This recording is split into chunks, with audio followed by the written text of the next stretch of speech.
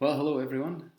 Just another wee reflection for this week. Last week, I think when I did one of these videos, I was in one of our rooms at home in the study, but as you can tell, I'm in the church office. It's a great space here for this one, and I just wanted to share from a psalm that I was reading this week. A couple of verses that came to me, certainly, in some ways as a surprise, but in many ways very, very helpful for us to consider and think about as Christians. It's from Psalm 17. Psalm 17, one of the Psalms of David. And David is, I think, writing this in a time when he is himself aware of enemies. He's under attack, he's under persecution, he's feeling people opposing him, and he's in a difficult time.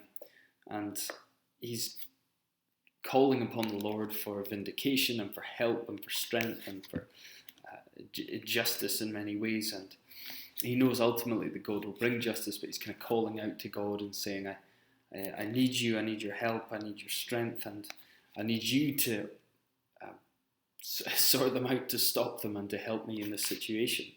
And you can read the whole psalm for yourself as he's calling upon the Lord.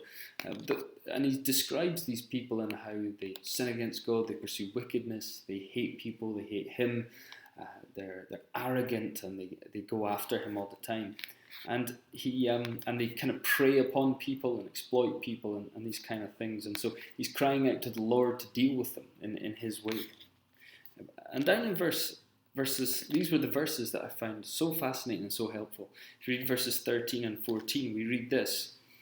That says, "Arise, O Lord, confront him, subdue him. Deliver my soul from the wicked by your sword, from men by your hand, O Lord. From men of the world, whose portion is in this life. You fill their womb with treasure. They are satisfied with children, and they leave their abundance to their infants." Now this was helpful in many ways, because what he's wanting to do is hand them over to God's justice and his way of dealing with them. He wants God to deal with them, and he knows that God will deal with them in the right way. But also, there's something that might be quite surprising in this verse, and particularly in the Psalm in verse 14. He talks about how actually, despite their wickedness, despite all that they've done, they do seem to prosper. And this is often a cry in the Bible, and a despairing cry at times, an angry cry at times, that those who are perhaps seemingly the most, or the most, seem to us to be the most evil, or those who are exploiting people the most, or attacking people the most, or harming people the most. The wicked seem to prosper. You know, they're not. Some of these guys aren't going poor. They're not struggling month to month. You know, life doesn't seem to be all that hard for them. It seems to be going well. And you see this here when he says, "The men of the world, you know, you fill their womb with treasure." Some say stomach, or there's a lot of discussion about what that is exactly.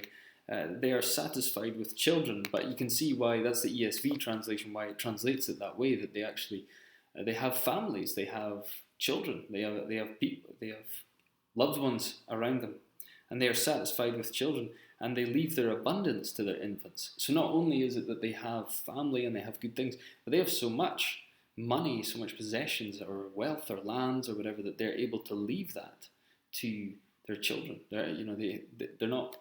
Kids aren't going short because they've got all this money, which perhaps they've got from other people. They've exploited other people in order to get rich.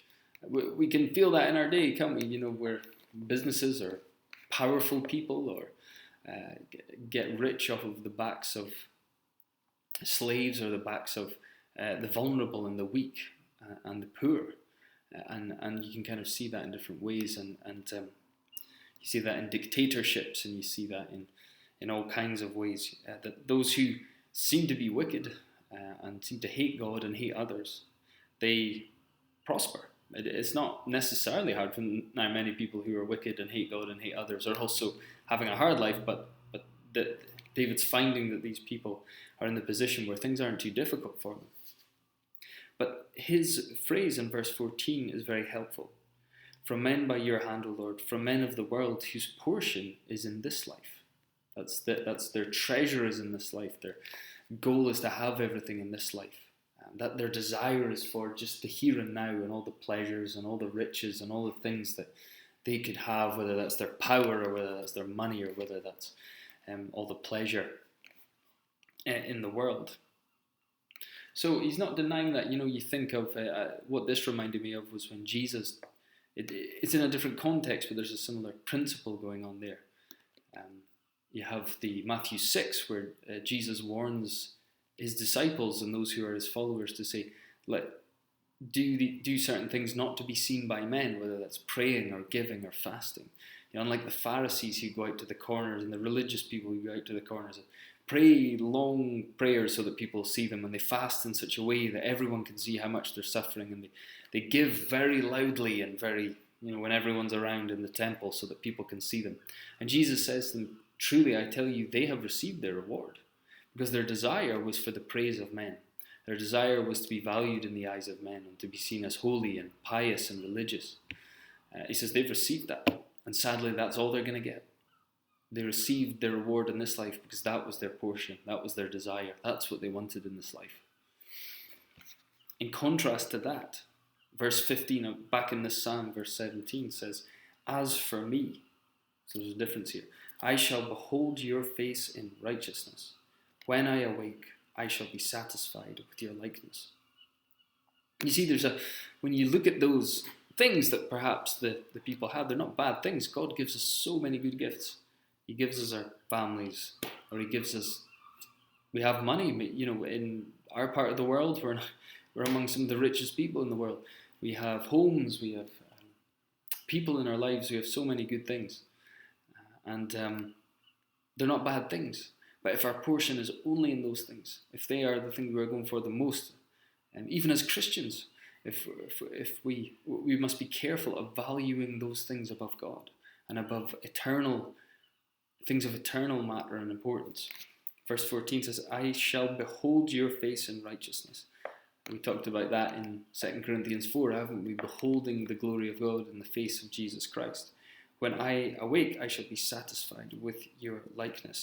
I think in there's a desire to behold God and to be in his presence and to enjoy him and worship him the most. And to become like him, I think. To see him and enjoy him and what he is like. And in turn to want to be like him and to become like him. And this is written from an eternal perspective, when you can look around and see, wow, a lot of people who couldn't care at all for God or couldn't even care at all for others around them are prospering and things are going well for them. And they seem to have so much in this world. There's a recognition that, okay, they've got that. Their portion is in this life. But we recognize that there's something more important, that there's something greater, there's something of eternal and everlasting value. And that is beholding the face of God. And that is being satisfied in him and in him alone, him first and foremost. It can't help but remind me of Psalm 73, which is a psalm where, again, we find ourselves, the psalmist writing in a time when he's looking around and he's seeing wickedness.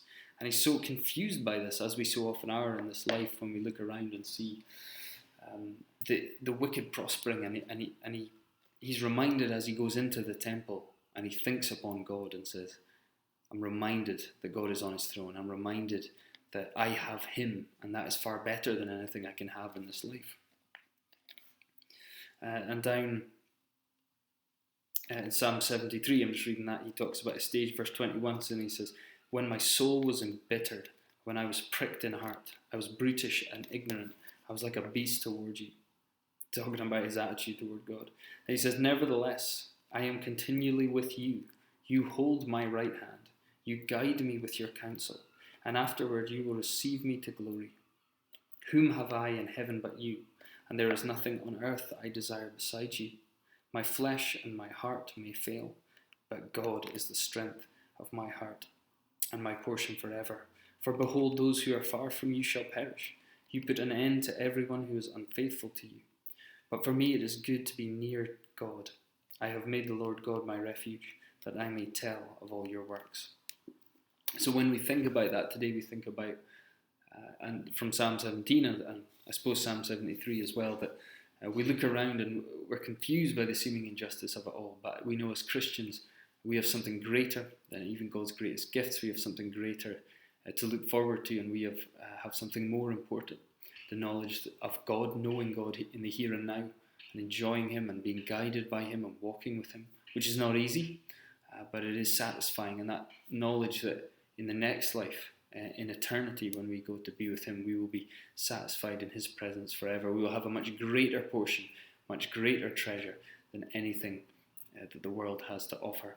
So I hope that encourages you today, whatever your circumstances or situations, if you're feeling confused and embittered or just a bit lost in everything and all that's going on around you, feeling the trials and feeling worn out by the world, just remember that that is what is ahead of us, and we need to say, as for us, we will behold His likeness and be satisfied in Him.